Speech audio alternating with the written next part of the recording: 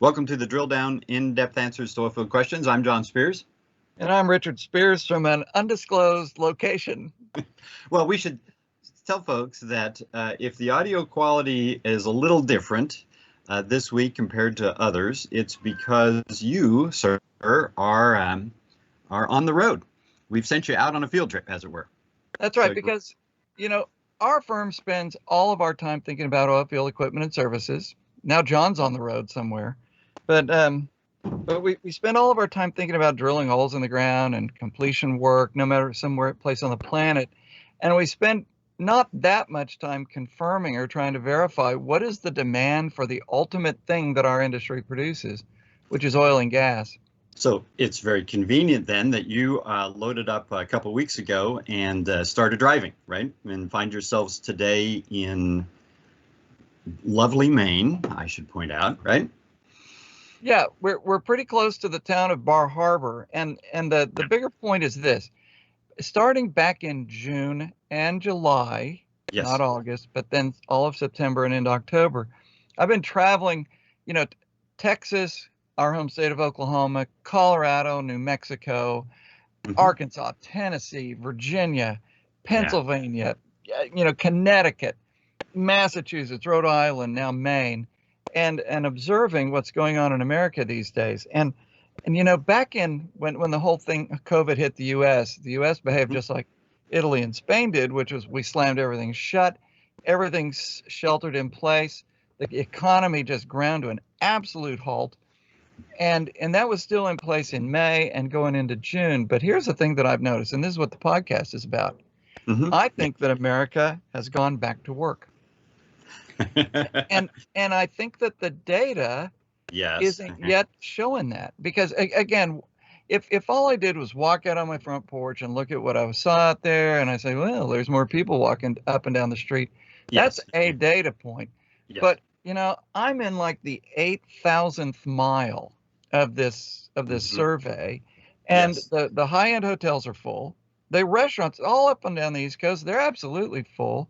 There's people who are they're wearing masks, but we stopped at a hotel right down the street from what's her name?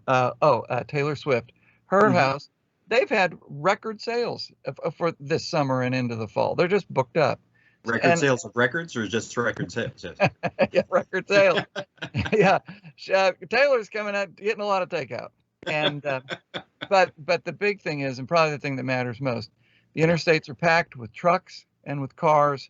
People are moving because how do you measure an economy? It's not the amount of money that you've got piled up in the corner. It's how fast the exchange of those dollars is. It's the pace of me doing work for you, you doing work for me. That's an economy. And I think that's what I'm seeing. Yeah. Velocity, I believe, is the measure that, or the term that economists would use there. Yeah. So what I'm hearing you say is that from this sort of a retail observation, or observation on the of just of activity. We obviously can't look inside factories and things like that, but if you observe movement anyway, it seems pretty active, and much more so. So I'll have some. I'll throw you some numbers that I think illustrate the point there. So if we look at what the Energy Information Agency is estimating right now for September, the month we're just ending. They look at their estimate currently is that here in the U.S. we will use an average of 19.1 million barrels of oil a day in the month of September. Now, for reference, back in December, before all the COVID stuff hit, U.S. oil consumption was 20.4 million barrels a day, so down about 7% overall. But what's interesting is the breakdown, because if I look over this 9-month period from last December to September, gasoline use, diesel use is only down about 3%. So over that period of time. So obviously it fell tremendously April, May, but it's recovered, and it's recovered almost to the point where it was back in December. So I think that very much matches some of the observation that the takeaway that you're you're seeing on the trip here. Well, yeah, and I know that we have a lot of listeners in Houston, Texas, and in Dallas, and the big cities, and just just talking to guys, the loop around Houston, Texas, roads into town are once again filling back up, and Houston is an oil town. It's not the only town, but we've been in big cities over the last month, and there's traffic, there's congestion, there's but and it's trucks and cars, and it's not just guys with Winnebagos like me driving around at 8 miles a gallon. Yeah, thank you so much. So I'm doing my part. Yeah. So a couple of points then.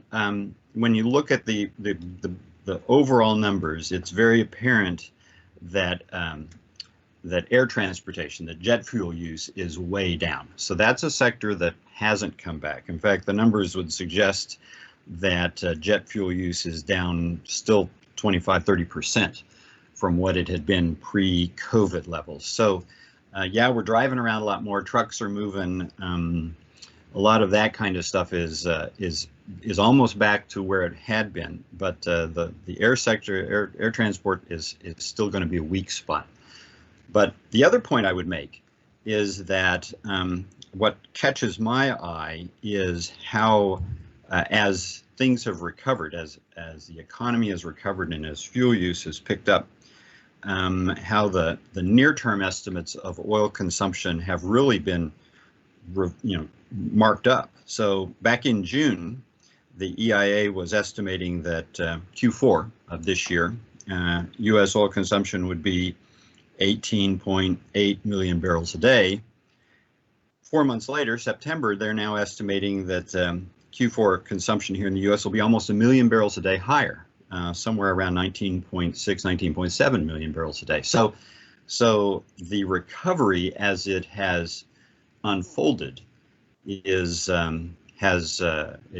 causing economists to sharply increase this near-term estimate of consumption. And the point I would make for that is that means that expectations about we put a lot of oil in inventory back in the second quarter, and any recovery in oil prices is going to depend upon how quickly we can drain all that surplus crude from inventory.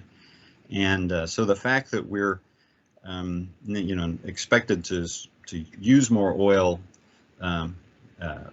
than we had previously expected means that inventories should begin to come down faster than expected. So I think all that argues for the day perhaps being a little sooner than we might expect, that there'll be some kind of floor under prices. We may begin to see oil prices move up in a very noticeable fashion, especially since we're only running 250 rigs here in the U.S. So yeah, so I noticed that in parallel to not all that many rigs running, we do have frac crews going back to work, and the traditional ratio between drilling rigs and frac spreads working is about 2 to 1.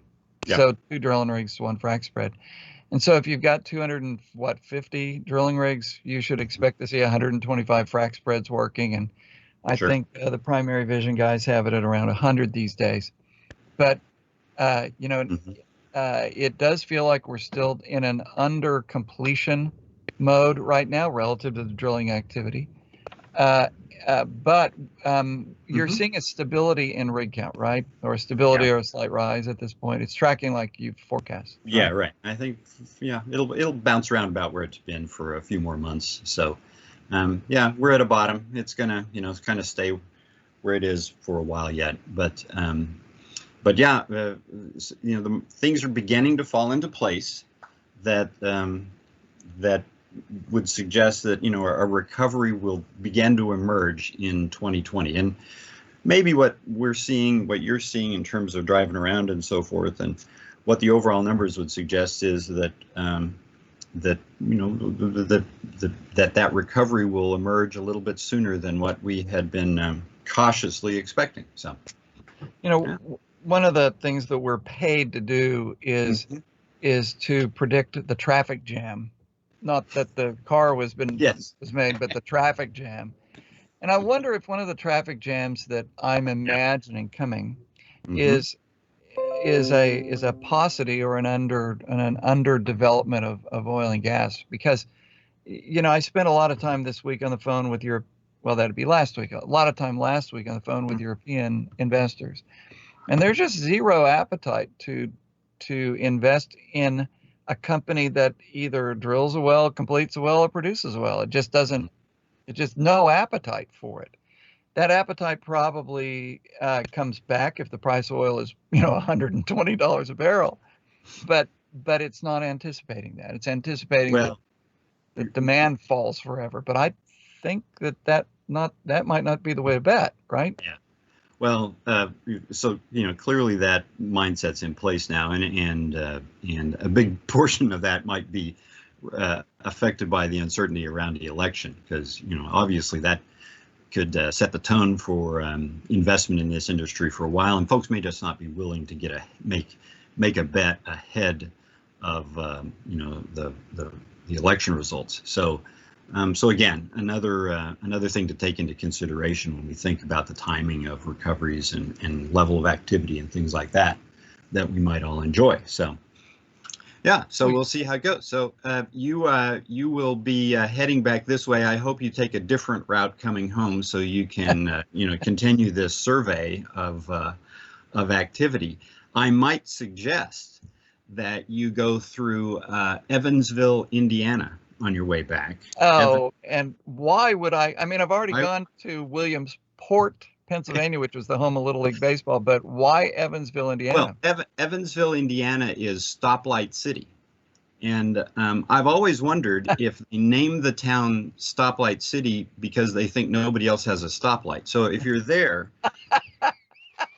you might ask folks. So if you would do that for me, I would much appreciate it, Richard. Well, I do. I am bringing you a souvenir. We stopped at Hershey, Pennsylvania, and we bought a bunch of Hershey's chocolate. And if any of it gets back in a couple of weeks, I'll give you some. It's fresh right now. When I get back, it'll be 3 weeks old, but it'll still taste great. Anyway, I might eat some right now. I'm going to eat the piece I was bringing you. So Hershey's, by the way, as a corporation, has a fellow with the best job title I think ever could exist. It's the job I want next time around. What is that? Chief Halloween Officer, because they sell so much candy at Halloween that they got to have a guy who just manages that for them. So,